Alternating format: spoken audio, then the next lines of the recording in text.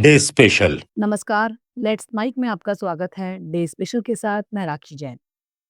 दुनिया के नक्शे पर दक्षिण एशिया एक ऐसा इलाका है जहां सभ्यताएं पुरानी हैं और चुनौतियां बिल्कुल नई।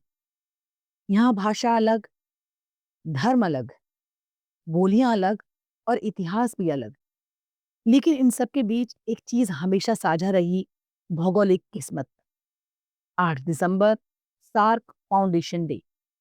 वो दिन जब 7 देशों ने एक साथ कहा कि अगर जमीन की सीमाएं हमें बांटती हैं तो विकास के सपने हमें जोड़ भी सकते हैं।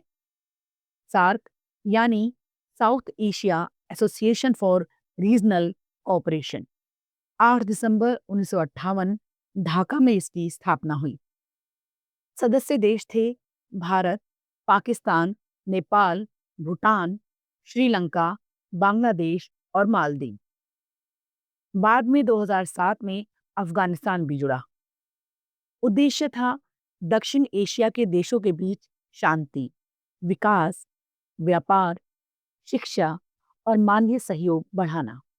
लेकिन असली सवाल ये था, इतिहास की कड़वाहट को पीछे छोड़कर देश एक साथ कैसे खड़े होंगे। आज दुनिया में सबसे ज्यादा युवा आबादी यहीं रहती है।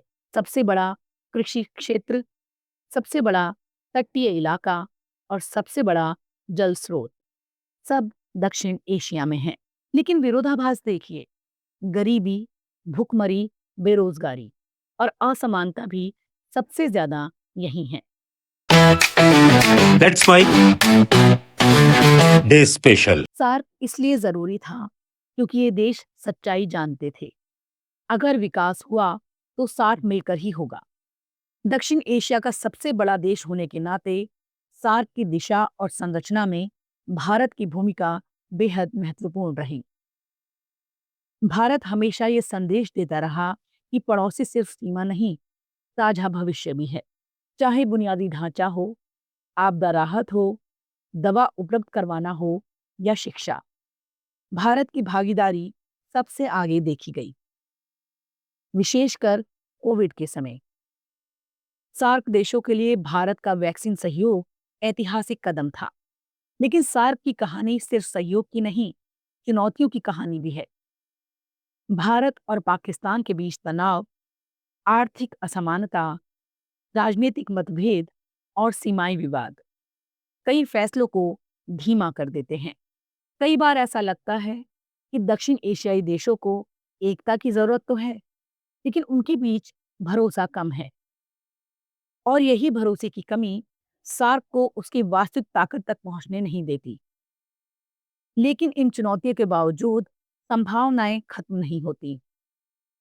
अगर दक्षिण एशिया मिलकर काम करे तो ये विश्व की सबसे बड़ी ताकतवर आर्थिक और रणनीतिक शक्ति बन सकता है, क्योंकि यहाँ के पास सबसे बड़ा बाजार है, युवा जनसंख्या है, कृषि है, समुद्री संसाधन है और विज्ञान तकनीक का बढ़ता कौशल भी है। एक साझा दक्षिण एशियाई बाजार दुनिया की आर्थिक दिशा बदल सकता है। सार्क की बड़ी उपलब्धियों में SFATA यानी south Asian free trade agreement शामिल है, जिसका उद्देश्य व्यापार बढ़ाना था। इसके अलावा आपदा राहत सहयोग, शिक्षा और छात्र विनिमय, महिला सशक्तिकरण, एग्रीकल्चरल रिसर्च और पर्यावरण संरक्षण, इन क्षेत्रों में सार्क ने महत्वपूर्ण पहल की है। इनका असर भले धीरे दिखाई देता हो, पर इनकी दिशा बहुत महत्वपूर्ण है।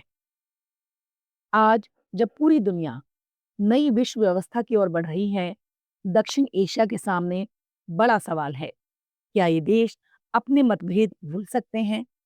क्या वो समझ सकते हैं कि जब जमीन की सीमाएं बनती हैं तो भविष्य की सीमाएं भी बदलती हैं? सार्क का असली भविष्य राजनीतिक इच्छा और जनहित दोनों पर निर्भर करता है। अगर दक्षिण एशिया एकजुट हुआ तो ये क्षेत्र दुनिया की सबसे बड़ी शक्ति बन सकता है। 8 दिसंबर, सार्क फाउंडेशन डे, एक याद कि विकास का सफर अकेले नहीं होता, साझा होता है। डे स्पेशल में फिलहाल इतना ही। देखते रहिए, सुनते रहिए लेट्स माइक।